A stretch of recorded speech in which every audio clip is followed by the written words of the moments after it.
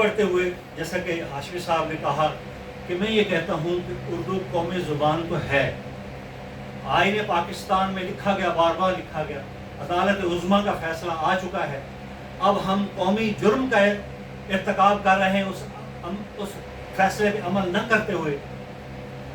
اور اشارتاً بات کر کے آگے بڑھوں گا کہ ہم تو صرف اردو کی بات کرتے ہیں، آئین تو ویسے ہی لپیٹ دیا گیا ہے، عوامی حقوق تو ویسے ہی دفن کر دیے گئے ہیں۔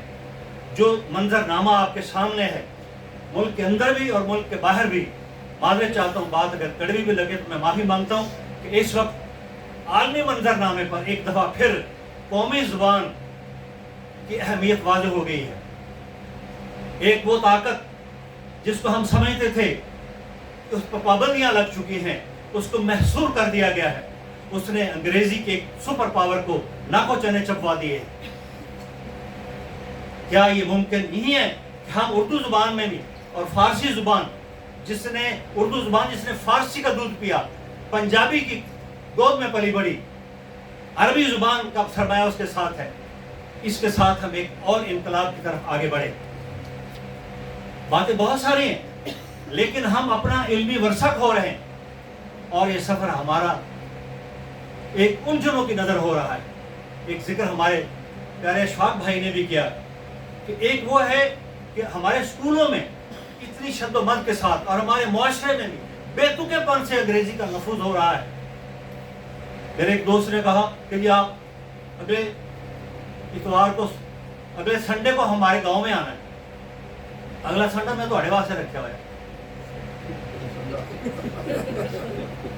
یہ، اور انگریزی میں دعوت نامے، گاؤں میں، چک میں، دیہات میں انگریزی میں دعوت نامے شادی کے شائع ہو رہے ہیں، نہیں دیا۔ تو یہ ایک وہ تبدیلی آ رہی ہے ہمارے بچوں کے ذریعے، تو یہ ایک خطرناک پہلو بھی ہے اس کے ساتھ۔ تو میں نے ایک عزم کیا ہے اس کے ساتھ، میرا نہیں ہے، ایک پھیلتے ہوئے عالمی دائرے اردو کے ہمیں نظر آ رہے ہیں۔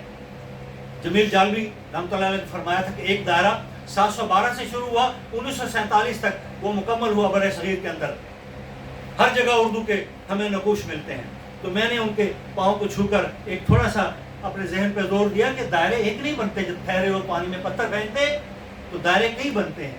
تو اردو کا دوسرا دائرہ کہاں ہے؟ تو پتہ چلا کہ ترکی کی کئی یونیورسٹیوں میں اردو ہے، لندن میں اس وقت پی ایچ ڈی ہو رہی تھی جب برِ صغیر میں نہیں ہو رہی تھی اردو میں، چین کی 8 یونیورسٹیوں میں، کتنے اخبار چھپ رہے ہیں، سعودی عرب میں، جاپان میں بھی آپ نے ذکر کیا، 3 یونیورسٹی جاپان میں، ہمارے پروفیسر صاحب وہاں جا کر پڑھاتے ہیں، مصر کی 3 یونیورسٹیوں میں، پوری دنیا کی یونیورسٹیوں میں اردو پڑھائی جا رہی ہے، وہ اردو کو ہماری بات سمجھتے ہیں۔ تو پھر ہم یہ کہتے ہیں کہ اردو عالمی زبان ہے، اردو ادب عالمی ادب ہے۔ یہ بحث ہوتی رہے گی، ملک کے اندر ایک لڑائی ہماری چلتی رہے گی، اور انشاءاللہ فتح فاطمہ آپ کی ہوگی انشاءاللہ تعالی۔ ایک وہ فاطمہ تھی جس نے سیکریٹریٹ پہ پرچم لہرایا تھا 1947 میں، ایک یہ ہماری بہن ہے، تمام ایک فرافل اردو ہے یہ ساری کی ساری۔